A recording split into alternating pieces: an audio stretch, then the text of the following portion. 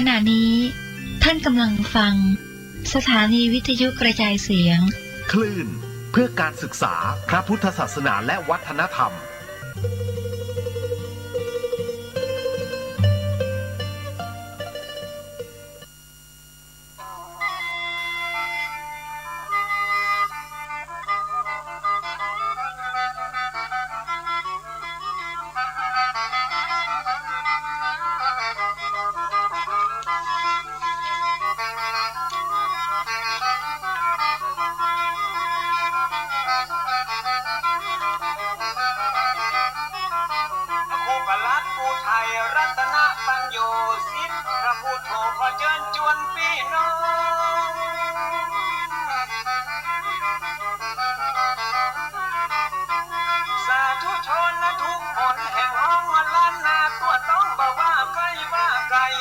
ฟังรายการที่มีสาระน้อมนำธรรมะมาสาธยายขึ้น96.5เสียงใส104.5ดังไก่กระชอน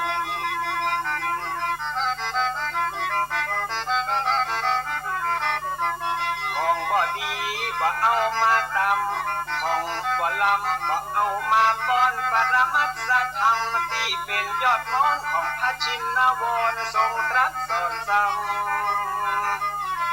มันมาสัพพะเรื่องในล้านนาและภูมิปัญญาของคนบ่เก่าถ้าบ่ฟังคนเฒ่าตุเจ้าเพิ่นสอนมีพระตัวขาดนอนมีที่นอนขาดนุ่ง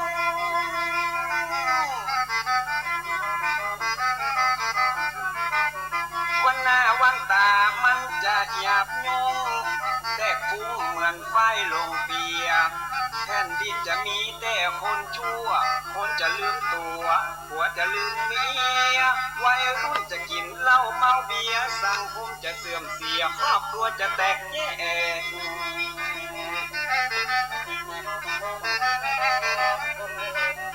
ถ้าฟังคนเฒ่าตุ๊กเจ้าเพื่อนสอนมีผ้าตัวมีหมอนมีที่นอนมุ้งแขก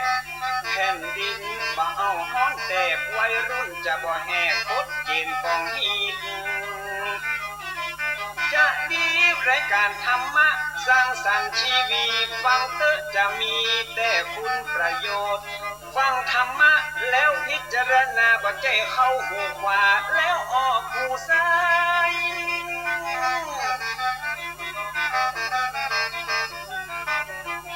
มีประโยชน์เมื่อนำมาใช้ในชีวิตอย่างมหาศาลเตือนบ่คือได้ประมาทบ่ขาดเรื่องกินเรื่องทานคนมีศีลย่อมดลบันดาลให้สุขสำราญเจริญรุ่งโรจน์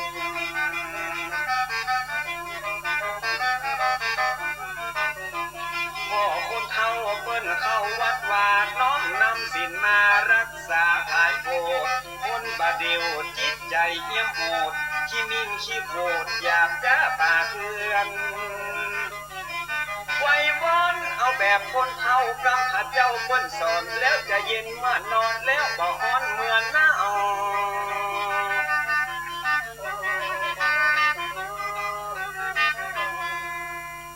ออกความงอกงามในธรรมขององค์พระสัมมาสัมพุทธเจ้าจงมีแด่บรรดาท่านสาธุชนทุกท่านที่ฟังรายการทานธรรมทางสงบอาตมาภาพพระครูประหลัดอุทัยรัตนปัญโยสำนักวัดพระศรีวรมหาวิหารอำเภอเมืองเชียงใหม่ก็ได้นำสาระธรรมะมาให้กับญาติโยมได้ฟังกันทุกๆวันศุกร์วันนี้ก็คืน13 ค่ำเดือน 5เหนือเดือน 5เหนือเดือน 3ไทยภาคกลางรายการนี้ก็ได้รับความอุปถัมภ์จากวัดฝายหินท่านพระครูสมุวิสุวัตรสุวัจโจท่านเมตตาออกรายการทุกๆวันศุกร์ก็มีญาติโยมหลายคนหลายท่านโทรศัพท์มาถามถึงเกี่ยวกับวิถีชีวิตปัญหาอย่างต่างๆนานาว่าเกิดมาอย่างไม่มีเวรมีกรรมมีเรื่องมีราวอย่างต่างๆนานาก็เป็นธรรมดาของการเกิดมาเป็นมนุษย์ ที่พระพุทธเจ้าบัญญัติว่าชาติปิทุกขาพยาปิทุกขาชราปิทุกขามรณะปิทุกขาเนี่ยเกิดก็เป็นทุกข์เกิดมาเป็นมนุษย์เพราะโลกมนุษย์เราเนี่ยบ่ได้มีไว้สำหรับความสุขความสุขมามีนะจ๊ะโยมไม่ได้ความทุกข์อันนี้แต่ว่าเพียงแต่เขาบรรเทาทุกข์บรรเทาบ่ได้นะญาติโยมต้องเข้าใจให้ดีใครคิดว่ามีความสุขตลอดบ่เคยมีความทุกข์เป็นไปไม่ได้จะเป็นสุขทั้งทุกข์เอาสุขที่พระพุทธเจ้าตรัสว่าปภัสสระมีทางวิกเวจิตังคันตุเกหิอุปกิเลเสหิอุปกิริทังจิตใจของคนเฮาเนี่ยนะญาติโยมมันแผ่วพราวเป็นบางครั้งสุขเป็นบางครั้งแต่มันจะมีอาคันตุเกหิอุปกิเลเสหิอุปกิริทังคือมีแขกนะอาคันตุกะเนี่ยแหละคือแขกมาเยี่ยมเยียนเราเป็นบางครั้งบางคราวแล้วมาเยี่ยมบ่อยด้วยบางคนมาเป็นเดือนบางคนก็มาเป็นวันบางคนก็มาเป็นชั่วโมงบางรายนะไปกว่านั้นมาเยี่ยมเยียนเป็นปีเป็นแรงก็คือการเจ็บไข้ได้ป่วยเกิดมากับเจอสภาพเจอปัญหามีโรคประจำตัวผ่องมีพิการมันได้กำเนิดตาบอดหูหนวกพิการซ้อนอย่างเราเนี่ยล้วนแต่เป็นกฎแห่งกรรมที่มันเกิดขึ้นมาของมนุษย์เราเพราะฉะนั้นเราเกิดมาเป็นมนุษย์เกิดมาเป็นคนในญาติโยมสาธุชนทั้งหลายเกิดมาเป็นมนุษย์เกิดมาเป็นคนเนี่ยเหมือนกับเขาลงในกลางน้ำทะเลเขาเตรียมพร้อมที่จะเข้าสู่ทะเลแล้วอันกว้างใหญ่ไพศาล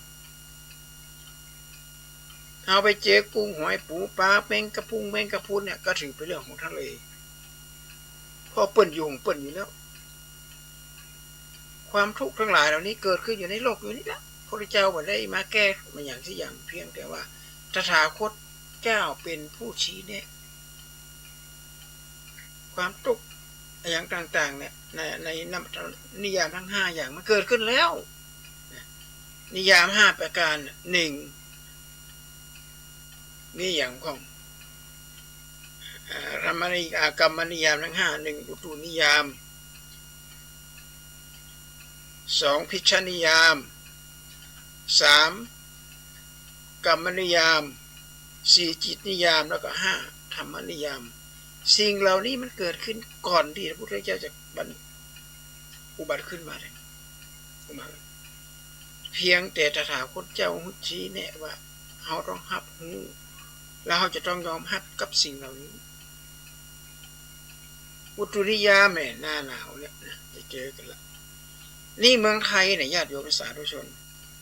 ถ้าเราดูในทีวีประเทศญี่ปุ่นหรือยุโรปเนี่ยมันติดลบเลยนะติดลบอ่ะคือหมายความว่ายิ่งกว่าน้ำแข็งมันอย่างล่าไว้ในกลายเป็นน้ำแข็งมีลมปัดมาแล้วกลายเป็นน้ำแข็งหมดเลยฝนตกลงมาเนี่ยเป็นน้ำแข็งหมดเลยดีเมืองไทยเขาแค่18 องศา19 องศา15 องศาบางวันหนาวสั่นงอกๆอย่างเงี้ยจมกันแต่บ้านเปิดนี่ยิ่งกว่าเขานับว่าเป็นความโชคดีของพี่น้องชาวไทยเขาที่เขามาเจอเพราะว่าอากาศอุตุนิยามเนี่ยเพราะอุตุนิยามเนี่ยคนเขาจะเจ็บจะเป็นจะเมื่อยจะไข้จะอยู่เย็นเป็นสุขเกิดจากฤดูกาลอุตุนิยามซึ่งเขาไม่สามารถจะหลีกเลี่ยงได้ต่อคือมีเงินมีทองทรัพย์สินอย่างไรเขาจะต้องเจอกับสภาวะของอุตุนิยามคือฤดูกาลหน้าร้อนก็ร้อนตับแตกเลยเลยอย่างเนี่ยต่อไปเนี่ยสิ้นเดือนกุมภาอย่างเขาเดือนมีนาปลายมีนาเนี่ยจะร้อนขนาดกลางวีกลางวันร้อนอยู่ไหนกินไหนไม่ได้ก็ต้องยอมรับแต่นี้เมื่อยอมรับเสร็จหรือไรไม่ได้เขาจะต้องมีอาวุธในการดำเนินชีวิตเหมือนเขาเข้าไปในป่าเขาเข้าไปในป่ากับมือเปล่ามาได้ญาติโยมอย่างน้อยก็ต้องมีมีด มีอาวุธป้องกันตัวเกิดสัตว์ร้ายเข้ามาเขาจะได้ป้องกันไว้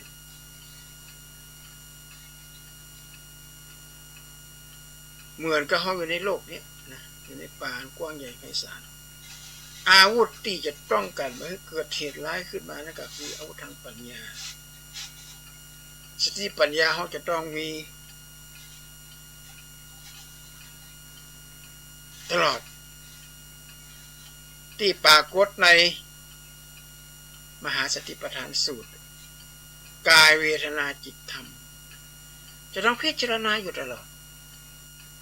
เพราะนั้นพระสงฆ์ญาติโยมที่ไปปฏิบัติกรรมฐานเป็นนั่งกรรมฐานยุบหนอพองหนอเนี่ย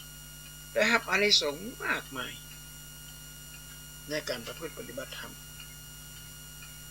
จะกินจะยืนจะนั่งจะนอนจะเคี้ยวอาหารเข้ากลืนเข้าไปในปากต้องมีความรู้สึกมันจะมาปลื้นมาได้เนี่ยไม่ได้เนี่ยไม่ได้ละจะมาปลื้นมาได้ละเคี้ยวอาหารไปคือมีสติยืนเดินนั่งนอนอาตมาภาพตะกอนไปบิณฑบาตเลยจะไปย่ำใส่เศษแก้วนะเศษเล็กเศษอย่างนี้บ่อยมากเข้าโรงพยาบาลเป็นประจำนะต่อมาก็หลังจากไปปฏิบัติทำปฏิบัติสติปัฏฐานมหาสติปัฏฐาน4เนี่ยก็ทำมาอย่างเนี้ยมีสติสัมปชัญญะ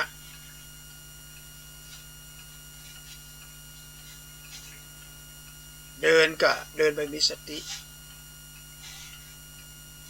ไปไหนมาไหนก็มีสติสัมปชัญญะตลอดก็การไปเหยียบย่ำเศษแก้วเศษอย่างเนี้ยก็บ่เคยมีนะบ่เคยมีละก็เพราะอานิสงส์ในการปฏิบัติธรรมเพราะฉะนั้นเขาอยู่ในโลกใบนี้นะเขาอยู่ในโลกใบนี้เขาจะต้องมีสติปัฏฐาน4กายเวทนาจิตธรรมต้องระมัดระวังให้ดีโดยเฉพาะที่อาตมาภาพย้ำสม่ำเสมอเรื่องการบริโภคปัจจัย4ปัจจัย4นี่ก็มีอาหาร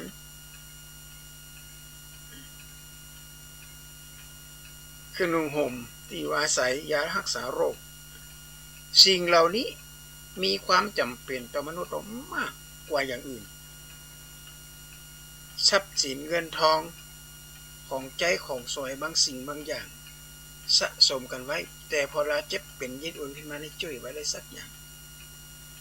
ไผ่ที่ยังหนุ่มยังแน่นมีพระกำลังมีร่างกายสมบูรณ์คือเก็บสตุ้มสตางค์เอาไว้ซื้อของที่มีความจำเป็นจะไปจ่ายสลุยเสียไหมเพราะชีวิตของคนเฮาเนี่ยมันแน่มันนอนวันนี้ยิ้มมันพรุ่งนี้อาจจะให้วันนี้หัวเราะพรุ่งนี้อาจจะร้องไห้ความแน่นอนเหล่านี้แหละที่ปรากฏอยู่ในหลักธรรมในทางพุทธศาสนา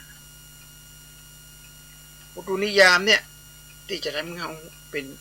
ตัวแปรเลยเราจะอยู่อย่างใดบางคนก็ถึงหน้าหนาวมากก็เกิดภูมิแพ้หายใจสะดวกอากาศหนาวแน่นหน้าอกอย่างต่างๆนานาเหล่านี้พอถึงหน้าร้อนมาก็มีโรคภัยไข้เจ็บโดยมาโรคท้องร่วงของโรค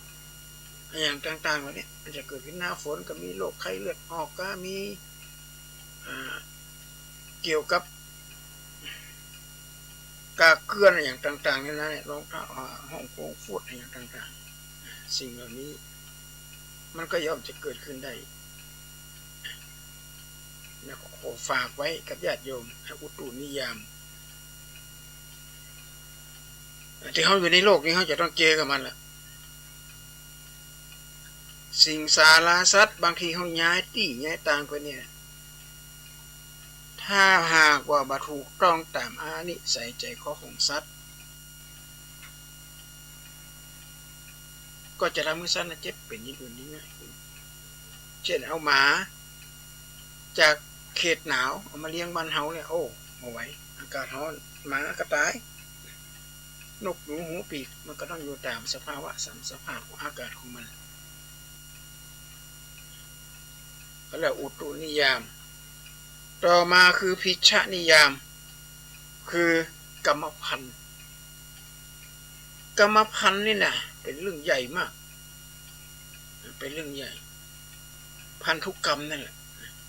พิชฌะเนี่ยเป็นเหล่ากอเป็นเหล่ากอของความเจ็บไข้ได้ป่วยพ่อแม่เป็นนักกีฬาเป็นแพทย์เป็นด็อกเตอร์เอาลูกออกมาเป็นนี่ลูกออกมาเป็นหูหนวกตาบอดไม่ใช่เป็นที่พ่อที่แม่นะเนี่ยมันจะเป็นที่ปุ๋ยหมดปุ๋ยแม่ป้าที่เจ็บเป็นเย็นอุ่นขึ้นมาแหละมันจะเป็นถ้าพ่อแม่นะเพราะมันเป็นพันธุกรรมเป็นพิชฌนิยามอันนี้หมอไหนก็แก้ไม่ได้โรคกรรมพันธุ์เช่นเบาหวานโรคเกาต์โรคหัวใจก็เป็นกรรมพันธุ์ไอ้โรคมะเร็งนี่ยังมั่นใจนี่นะโรคมะเร็งเนี่ยยัง50อยู่แต่โรคชนิดอื่นนี่เป็นจากกรรมพันธุ์โรคตาบอดสีเพราะฉะนั้นคนที่จะไปแต่งงานจะมีครอบครัวจะต้องไปตรวจเลือดตรวจสภาพร่างกายก่อนว่าสมควรมีลูกก่อนถ้ามีแล้วก็จะต้องมีความต้องทำจิตทำใจเดี๋ยวนี้วิวัฒนาการมีลูกมีอย่างเนี้ยก็พัฒนาขึ้นละในการตรวจร่างกายก่อนแต่งหรือมีการทำกิฟต์แยกเอาละอ่อนที่บ่มีแยกพันธุกรรมของละอ่อนที่บ่มีโรคพันธุกรรมติดเข้ามาแล้วคือร่างกายแข็งแรงสามารถที่จะอยู่กับโรคได้อย่างถาวรมาเจ็บบ่เป็นอันนี้พิชฌนิยามนี่เป็นเรื่องที่ใหญ่กรรมพันธุกรรมก็บอกแปลกอย่างสักอย่างเลยว่าคนบางประเทศตัวใหญ่ร่างกายบึกบึนก็มันเป็นเพราะกรรมพันธุ์เชื้อสายเป็นตุ้ยเป็นใหญ่บางคนกับผิวดำบางคนกับผิวขาวบางคนกับผมยิกผมงออย่างไปต่างๆนานาอันนี้ก็เรียกว่าเป็นพันธุกรรมที่มันเกิดขึ้นกับสังคมพันธุกรรม3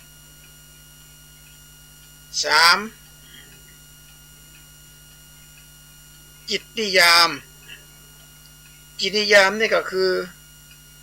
สภาวะสุขภาพทางด้านจิตใจ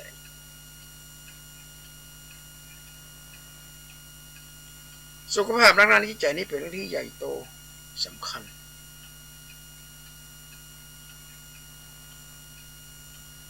เพราะอย่างล่ะจิตเป็นนายกายเป็นบ่าวจิตเป็นคนสั่งทำทุกสิ่งทุกอย่างมีการปรุงแต่งมาจากจิตแล้วก็สั่งร่างกายเป็นผู้กระท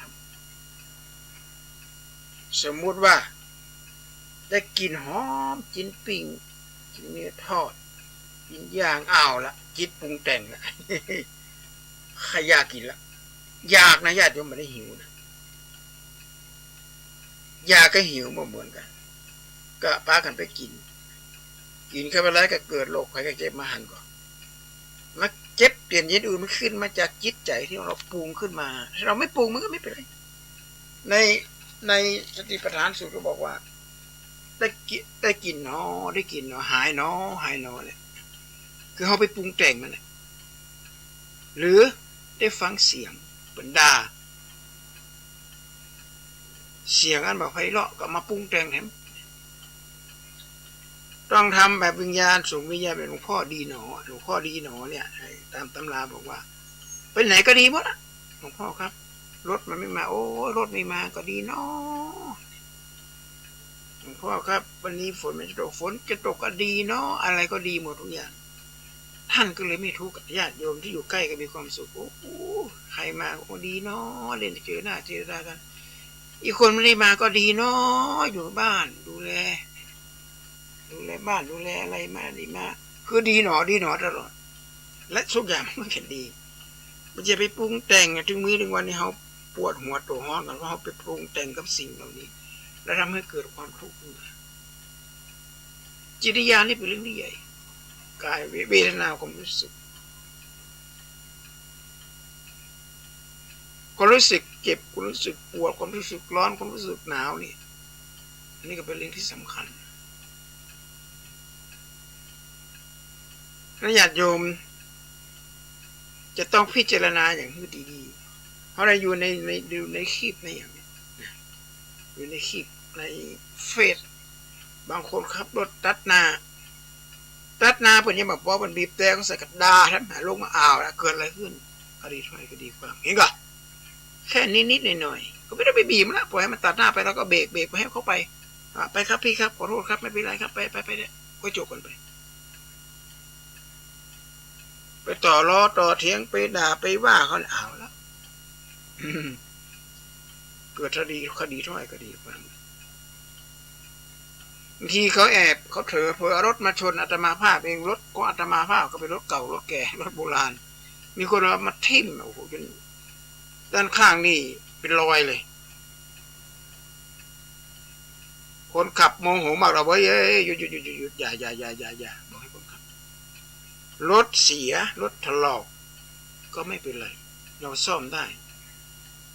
แต่ประวัติของคนขับไปซกไปต่อยเขาเนี่ยไปซ่อมมาที่ไหนได้ขึ้นโลขึ้นศาลนะไอ้คนขับแทนที่จะมาขอโทษก็ไม่มาขอมองหน้ากันทั้งที่แบบไปเฉียดเราก็ไม่ว่าเลยก็ไปกับวัดก็ละคนสุดท้ายเขาก็จะมาขอโทษเราก็บอกไม่เป็นไรโยมเป็นอะไรนิดหน่อยโยมเป็นอะไรมั่งล่ะเห็นไหมจากเรื่องร้ายกลายเป็นเรื่องปกติยิ้มแย้มแจ่มใสให้กันเราคนไทยด้วยกันแต่ถ้ามองหัวนี่รถอาตมานี่รู้หรือเปล่าคันละเท่าไรเนี่ยรถโบราณเอาตัวเองขับรถแซงไม่ถูกที่ถูกทางอะไรจะได้มีเรื่องมีราวเลยแต่เราก็ปล่อยเข้าไปไม่เป็นไรโยกซ่อมได้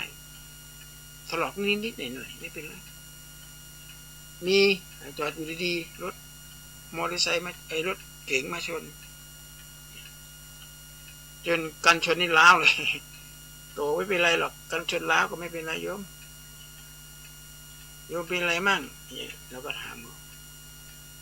อย่างนี้เป็นต้นถ้าเราไม่ปรุงแต่งนะถ้าเราปรุงแต่งมันก็จะโกรธจิตอะไรจิตนี่อย่าไปปรุงแต่งถ้าจะปรุงแต่งก็ปรุงแต่งในสิ่งที่งดงามเป็นกุศลกรรม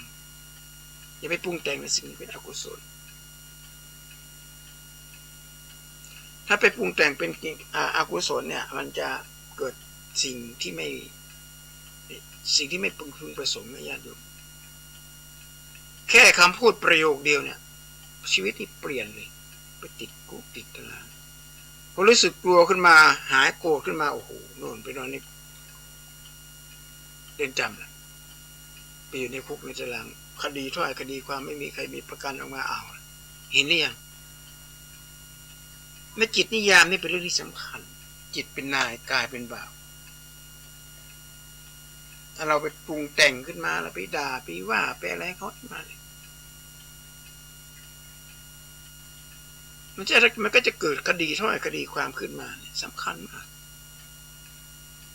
เพราะนั้นมันเข้าวัดเข้าวาฟังเทศฟังธรรมจากพระธรรมคำสอนเดี๋ยวนี้เยอะญาติโยมทำคำสอนในเฟซก็มีในไลน์ก็มีเดี๋ยวนี้เขาเอาเทปเก่าๆของพระเถระที่สมัยโบราณหลวงพ่อพุทธทาสหลวงพ่อปัญญาหลวงพ่อสวดวัดปากน้ำและหลายสมเด็จที่ท่านเทศไว้เนี่ยนะญาติโยมก็นั่งมานั่งฟังดีกว่าเราไปนั่งฟังเพลงดูหนังฟังเพลงเต้นยกแยกมันก็ไม่ได้ประโยชน์อะไรบ้างเรามาปรับปรุงตรงนี้จะดีกว่าจะไปทะเลาะกันพอเราเกิดปัญหาขึ้นมาปุ๊บเหมือนเรามีร่มอยู่ในมือฝนตกปุ๊บเราก็ไม่เปียกแดดออกมาเราก็ไม่ร้อนคนมีธรรมะคนมีสติปัญญาเหมือนกับคนที่มีร่มอยู่ในมือปัญหาขึ้นมาเกิดน้ำท่วมฝนตกลงมาเราก็ไม่เปียกมีปัญหาขึ้นมาเราก็ไม่เดือดร้อนใครแต่ถ้าหากว่าเราไม่มีร่มในมือฝนตกมาเราก็เปียกแดดมาเราก็ร้อนคนไม่มีธรรมะอันนี้ เจอมามากแล้วนะมีโยมคนหนึ่งเล่าให้ฟังว่าเขามีครอบครัวเนี่ยที่แต่งงานคนใหม่เนี่ยก็เล่าให้แฟนคนใหม่ฟังว่าแฟนคนเก่าเนี่ยนะแอบไปมีชู้ผู้หญิงนะเขาก็ไปเจอเขาก็ไม่ว่าอะไรฮะก็เฉยว่าเป็นเหตุผลของน้องเองนะไม่ใช่เป็นเหตุผลของพี่ถ้าอยากจะไปอยู่กับเขาก็แต่งก็แยกทางไปก็จบไม่ทำไม่แจ้งความไม่จับปล้นจับนี่ไปฟ้องร้องอะไรก็อยากไปเลยนะเพราะว่าเป็นความประสงค์ของเขาต้องการอย่างนี้แต่ถ้าไปตีรันฟันแทงกันขึ้นมาเนี่ยไปหึงหวงสิ่งที่ไม่ใช่เรื่องจริงแล้วมันเกิดอะไรขึ้นปัญหาทุกวันนี้เด็กกำพร้าเด็กพ่อแม่ทอดทิ้งปัญหาการหย่าร้างมันเกิดขึ้นเยอะเพราะอะไรเพราะคนมันไปปรุงแต่งเขาด่าเขาว่าอะไรมาก็คนสมัยโบราณน่ะให้มีอะไรยะเสเตจัตโลธรรมาสัสสตาคลเมสินุสัจจังธรรมโมทิฏฐิจะโหทเวเสสานัสโสสตินั่นหมายความว่าคนที่มีคนที่ปฏิบัติในคารวะจะทำ4ประการเนี่ยตายไปแล้วก็จะขึ้นสวรรค์นะญาติโยมนะมีนิพพานเป็นที่หมายเป็นเป้าหมายนะแล้วก็อยู่กับครอบครัวอยู่อะไรนี่เราต้องมีหลักธรรมมีธรรมะในคารวะจะทำ4เนี่ยสำคัญมากปัญหาการหย่าร้างนี่เพิ่มสถิติเพิ่มสูงเพราะมันเพิ่มสูงขึ้นมาปุ๊บเกิดปัญหาสังคมตามมามันไม่ใช่เฉพาะในครอบครัวเราเพราะลูกหลานก็ไปก่อเคราะห์วิวาทก็รวมกลุ่มกันอีกได้ยิ่งเดี๋ยวนี้ปัญหาตามมาก็คือ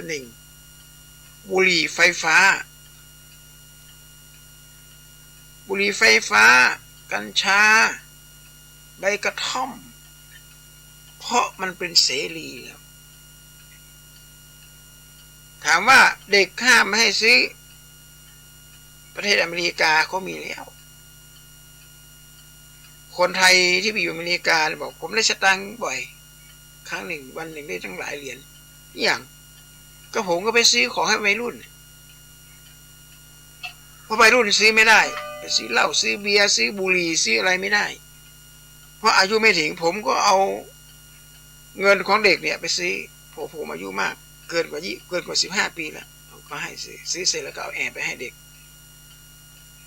ได้สตางค์บ่อยไม่ใช่แต่บ้านเรานะแล้วถามว่าในวัยรุ่นถึงซื้อบุหรี่ซื้ออะไรมาสูบได้ก็เพราะเด็กเขาให้ผู้ใหญ่ไปซื้อดิผู้ใหญ่เขาหมดเหลือบรรลุนิติภาวะแล้วมันก็เลยแล้วว่าเสพเข้าไปแล้วมันเนี่ยปัญหาจะเกิดขึ้นเล่าเรื่องบุหรี่เนี่ยไฟไม่ปากน้ำท่วมปากแล้ว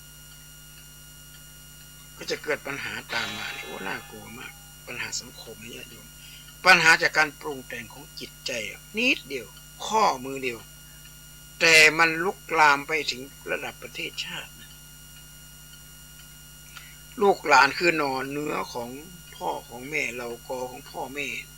เป็นความหวังของพ่อแม่ยามมีกิจมาให้เจ้าเฝ้ารับใช้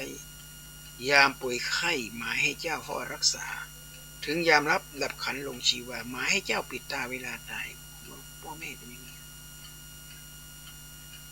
คนสมัยก่อนเขาอยู่ด้วยกันจุดไม่ทางยอดทองกระบองยอดเพชรน้อยรายที่จะแยกทางกันแหละพ่อไม่นี่หายากสมัยก่อนคนกำเมืองเขาบอกว่าแม่ไม้ปอห้างขว้างติดฝาปูนเขาย้ายขึ้นมาเขาเล่นกันเยอะกันสมัยก่อนคือไม่มีประโยชน์อะนะถ้าคนดีจริงทำไมต้องย่อทอดต้องทิ้งลูกทิ้งเมียเลี้ยงครอบครัวเนี่ยคนสมัยก่อนการหย่าร้างเป็นเรื่องใหญ่ในนี้แต่งงานกันก้นหม้อยังไม่ทันดำเลยแยกทางเลยเพราะปัญหาที่เรามันไปปรุงแต่งกับสิ่งแวดล้อมในสิ่งที่ไม่เหมาะ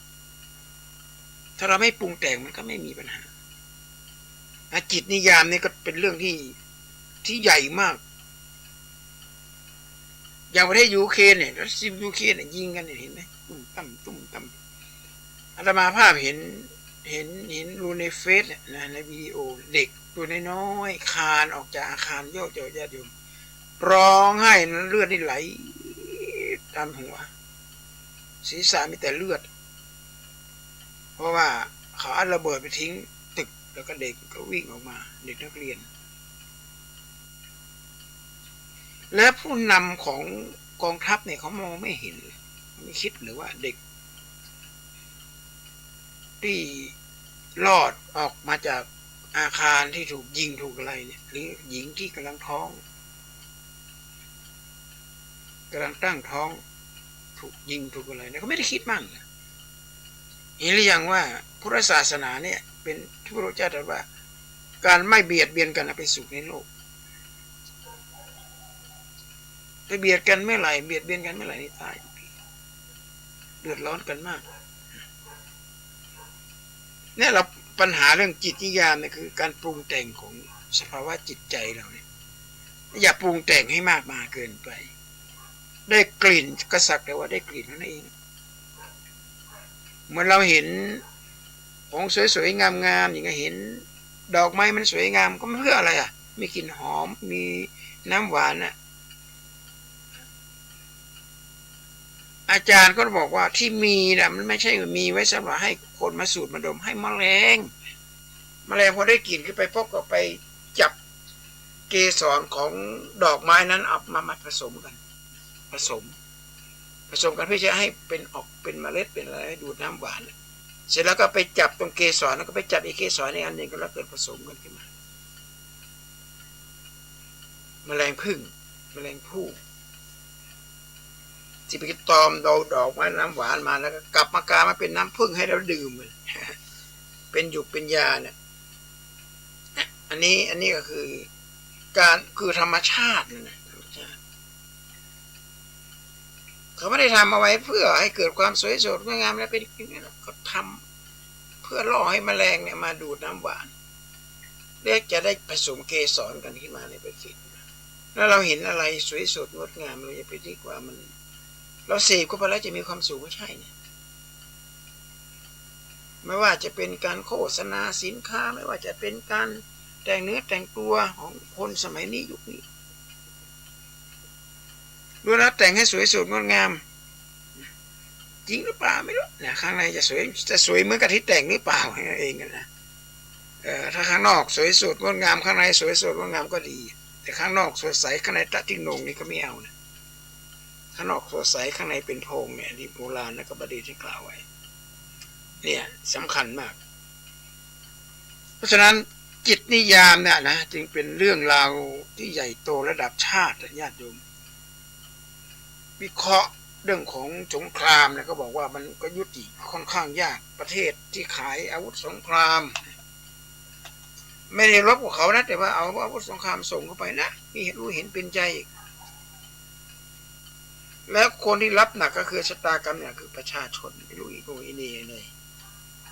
โอ้โหมันน่ากลัวมากญาติโยมน่ากลัวมากเรื่องของสงครามนี่เรื่องของสงครามที่น่ากลัวมากที่ยูเครนที่รัสเซียที่ถล่มกันนะแต่ละประเทศก็มีอาวุธนิวเคลียร์นะ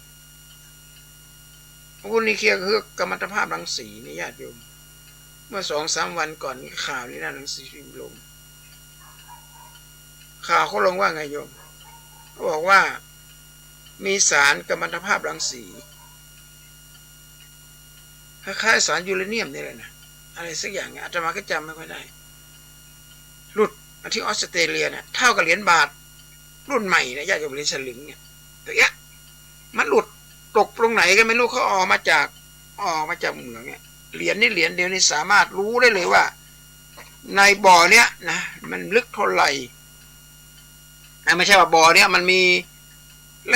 ร่ธาตุมากขนาดไหนเนี่ยเหรียญนี่จะชี้แจงบอกให้หมดเลยมันเป็นกัมมันตภาพรังสีแต่ถ้ามันตกไปที่ไหนเนี่ยคนยืนอยู่ห่างกันแค่เม็ด2 เมตร 3 เมตรยืนอยู่ใกล้กันแค่1 ชั่วโมงตายเลยนะตายเลยเป็นมะเร็งตายเลยหัวใจวายตายเลยเดี๋ยวนี้กำลังค้นหาในประเทศออสเตรเลียนะถ้าไปประจำเป็นจะไปเอวเลยนี่กำลังค้นหาระยะทาง400 กว่ากิโลนะที่มันเขาขนมาเนี่ยแล้วพอมาเปิดดูหายแล้วหาตอนขนย้ายเนี่ยมันไปหลุดที่ไหนก็ไม่รู้เขาก็ตรวจหาความหนาแน่นของกัมมันตภาพรังสีอันเนี้ยสิ่งเหล่านี้ที่เขามาผลิตอาวุธนิวเคลียร์ญาติโยมมาถล่มกันเนี่ย ถ้าญี่ปุ่นทีเดียวมือเดียวคนตายเป็นแสนนะคนตายเป็นแสนนี่ญาติโยมไม่จะตายเป็นหมื่นจนกระทั่งญี่ปุ่นยกธงขาว ยอมแพ้สงครามโลกครั้งที่2ก็น่ากลัวนะญาติโยมนะและการปรุงแต่งเนี่ยนะเป็นเรื่องที่สำคัญมากจิตใจของเราถ้าไม่ปรุงแต่งกับสภาพแวดล้อมเนี่ยเราก็มีความสุขที่เราทุกข์กันทุกวี่ทุกวันเพราะเราไปปรุงแต่งกับสิ่งเหล่านี้มันทำให้เราเป็นทุกข์จิตนิยามข้อที่หนึ่งอุตุนิยามพิชนิยามจิตนิยามกรรมนิยามคือการกระทำของมนุษย์กรรมแปลว่าการกระทำสร้างกรรมอะไรก็ได้รับกรรมมุนาวัตติโลโกสัตว์ก็เป็นไปตามกรรมเป็นไปตามการกระทำของมนุษย์บางคนเป็นหัวหน้าเป็นผู้หลวงบ้านเป็นอบต.เป็นอบจ.แล้วก็อยู่มาได้นานก็เสียชีวิตด้วยโรคร้ายเสียชีวิตด้วยโรคร้ายนี่ญาติโยมมันเป็นหลักของวิทยาศาสตร์หลักของวิทยาศาสตร์มีอยู่ว่าเป็นนายกอบจ.บ้างหรือเป็นเกบ้านผู้ใหญ่บ้านอย่างนี้แล้วก็มีเป็นโรคร้ายหาว่าเป็นพูดพี่สัตว์ไม่ใช่เราวิเคราะห์ตามหลักของวิทยาศาสตร์เป็นผู้หลวงบ้าน1งานศพ2ขึ้นบ้านใหม่3แต่งงาน4การฉลองอย่างต่างๆพ่อหลวงก็ต้องไปละการฉลองนี่ต้องเลี้ยงอาหารอย่างดีในสายตาของชาวบ้านทั่วไปก็เห็นของปิ้งของย่างของทอดของอะไรเนี่ยมันอร่อยอ่ะในฐานะที่เป็นพ่อหลวงบ้านในฐานะที่เป็นนายกก็กินทุกวันละญาติโยม บ้านหลังนี้ไปงานตอนกลางวันก็ไปกันหลังนี้ตอนเย็นก็ไปบ้านหลังนี้พรุ่งนี้ก็ไปบ้านหลังนั้นอีกไปเป็นเดือนพอเป็นได้สัก2 ปีเริ่มมีอาการไปตรวจเลือดโอ้โหค่าตับก็สูงน้ำตาลก็สูงกรดยูริกก็สูงอะไรก็สูงหมดไปตรวจอีกรอบหนึ่งระยะที่3แล้วมะเร็งแล้วไปโทษใครโทษสิ่งแวดล้อมโทษพูดผีปีศาจนะมันไม่โทษใครนะญาติโยมอยู่ที่เรากินเข้าไปกรรมเรากระทำเรากินทุกวันที่วัดอาตมาภาพเนี่ยจะมีร้านอาหารปิ้งย่างอยู่ที่หน้าวัดข้าวขาหมูอยู่หน้าวัดนะใช่ไหมเจ้าว่าทุกรูปที่มาอยู่เนี่ยไม่เกิน3 ปี 4 ปีการคงรูปปัจจุบันเนี่ยอาตมาก็ได้อธิบายให้ท่านฟังว่าเนี่ยมันเป็นวิทยาศาสตร์นะท่านนะเป็นกฎอริยสัจ4นะเพราะเราต้องหาสมมติฐานว่าอะไรที่ทำให้ท่านเป็นโรคเกาต์โรคเบาหวานโรคไขมันสูงค่าตับสูงเพราะว่าอาหารที่หน้าวัดนี่แหละโยมเขาซื้อมาถึงปุ๊บก็ซื้อมาถวายพระเจ้าอาวาสก็โอ้โหในสายตาของเจ้าว่าในสายตาคนทั่วไปก็ถือว่าอาหารประเภทนี้อร่อยในสายตาของคุณหมอบอกไม่ใช่ในสายตาคุณหมอโภชนาการบอกไม่ใช่ของปิ้งของย่างไม่ใช่ของที่มีคุณค่าทางด้านอาหารเราคิดว่าปิ้งย่างมันอร่อยนะกินก็ไม่ได้เท่เก๋ไก่อย่างงี้ผิดละเหมือนคนไปกินเหล้าแล้วมาถามพระว่ากินเหล้าดีไหมไปถามหมอกินเหล้าดีไหมหมอทุกคนก็ต้องตอบไม่ดีในสายตาของคุณหมอในสายตาของนักโภชนาการเขาเห็นของปิ้งของย่างอาหารฟาสต์ฟู้ดเนี่ยนะเป็นอาหารที่เป็นเศษขยะของอาหารที่เรากินเข้าไปเมินกินเห็ดเตี้ยกับบอกเป็นอย่างอาตมาภาพไปวัดทุกครั้งก็ต้องเตือนท่านให้สติท่านว่าท่านต้องระมัดระวังเรื่องอาหารนะถ้าท่านระวังเรื่องอาหารอย่างเดียวท่านจะอยู่เป็นสุขออกกำลังกายเดินตอนเช้าเดี๋ยวบิณฑบาตได้มาก็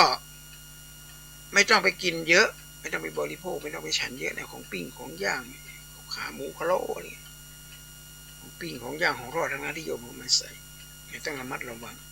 แต่กรรมนิยามเนี่ยนะมันจะเป็นส่งผลการกระทำของเราข้อที่ 4อุตุนิยามพิจนิยามจิตนิยาม 4. กรรมนิยามคือการกระทำของเราการกระทำของเรามันบ่งบอกไว้ทุกสิ่งทุกอย่างบ่งบอกทุกสิ่งทุกอย่างบ้านเมืองเกิดความแห้งแล้งขึ้นมาก็เกิดจากการกระทำของน้ำมือของมนุษย์ถ้ามนุษย์ไปทำมันก็ไม่เกิดสิ่งเหล่านี้ขึ้นมาที่มันเกิดขึ้นมาก็เพราะเราไปทำเองไม่ได้เกิดปัญหาขึ้นมา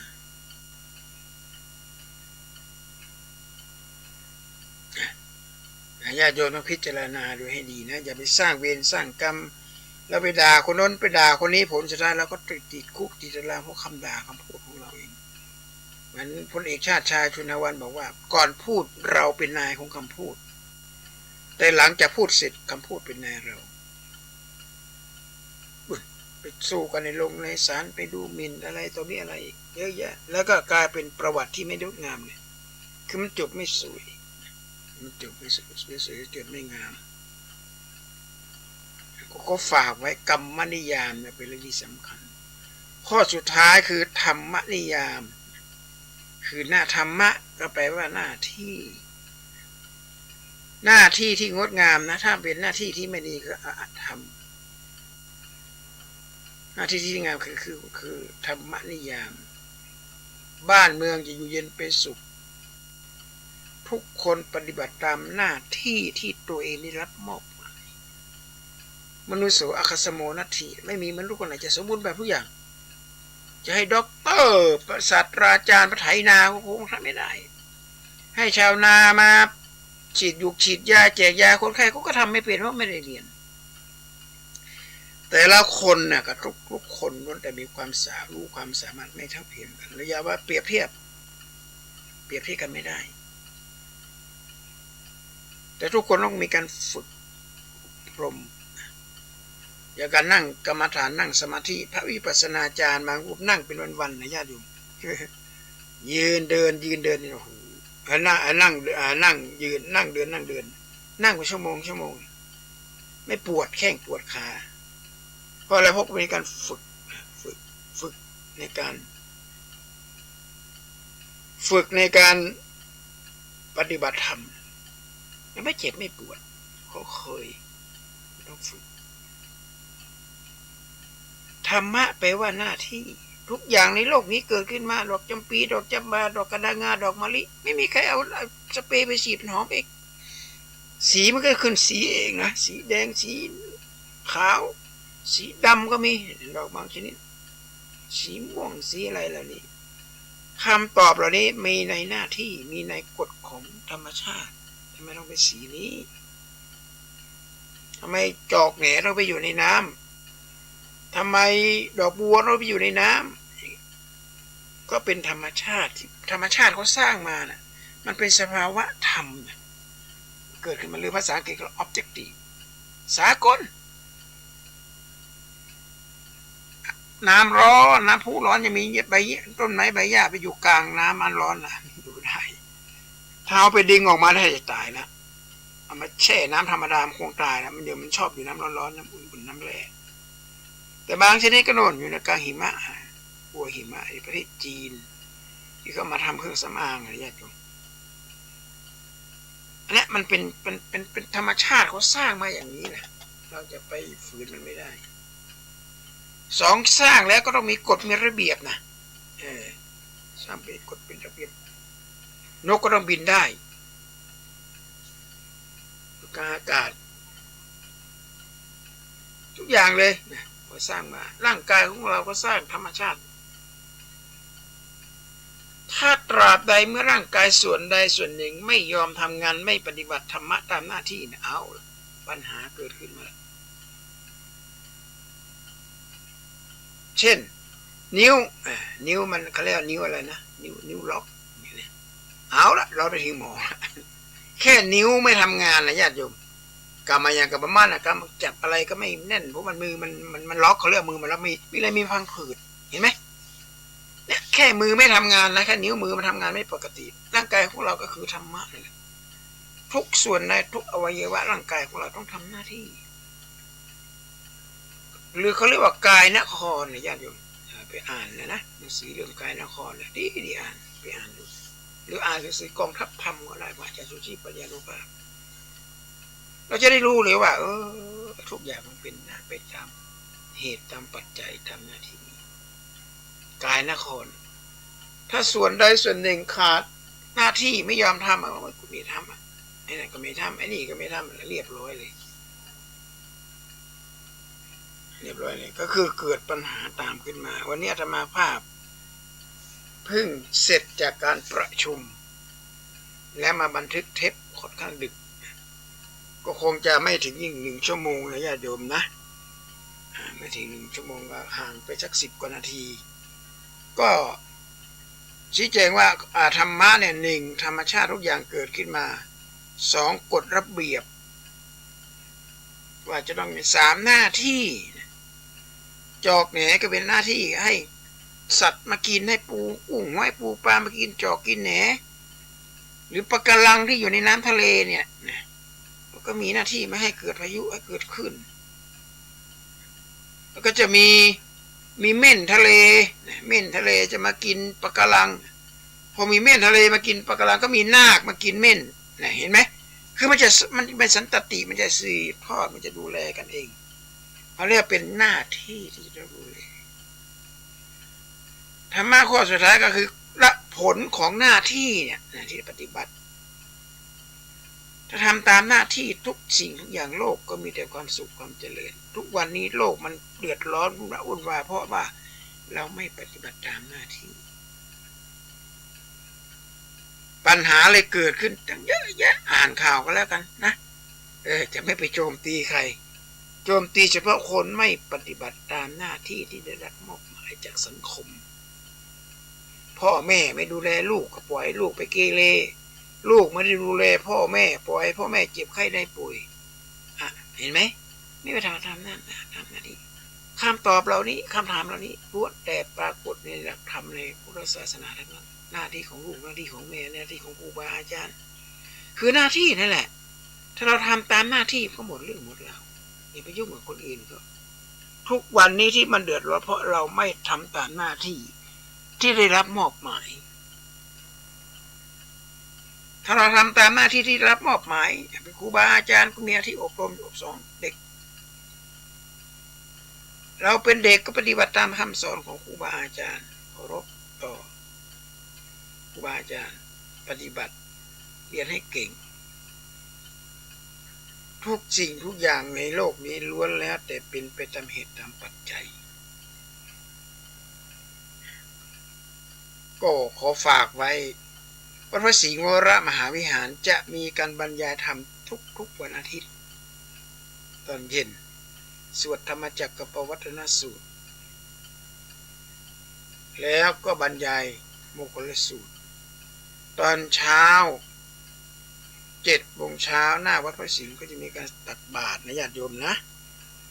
ญาติโยมคนไหนที่จะอุทิศส่วนบุญส่วนกุศลไปให้พ่อให้แม่ให้ปู่ย่าตาทวดก็ไปกันไปอยู่ที่หน้าวัดไปอยู่ที่หน้าวัดวันอาทิตย์ทุกวันอาทิตย์นำโดยเทศบาลเจ้าหน้าที่เทศบาลจังหวัดนครเชียงใหม่เป็นนโยบายที่จะเป็นถนนแห่งวัฒนธรรมเช้าคนมาญาติโยมไปใส่บาตรใส่อะไรกันก็แล้วแต่เจตนาใส่ตัวใดก็ได้ไม่มีปัญหา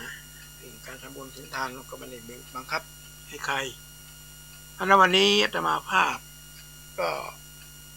ไปประชุมกลับมาก็รีบมาบันทึกเทปออกอากาศอาจจะไม่ครบ1 ชั่วโมงนะวันนี้เพราะมันดึกแล้วบันทึกดึกแล้วพรุ่งนี้เช้าก็ไปธุระไปสอนหนังสือก็ปฏิบัติตามหน้าที่ศีลธรรมไม่กลับมาโลกาจะวินาศแต่ว่าประเทศยูเครนประเทศรัสเซียที่ยิงกันนะไม่ใช่หน้าที่นะญาติโยมนะ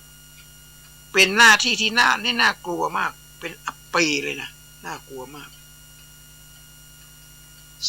สงครามเขาหมดยุคหมดสมัยกันแล้วเขาไม่กินไม่ฆ่ากันแล้ว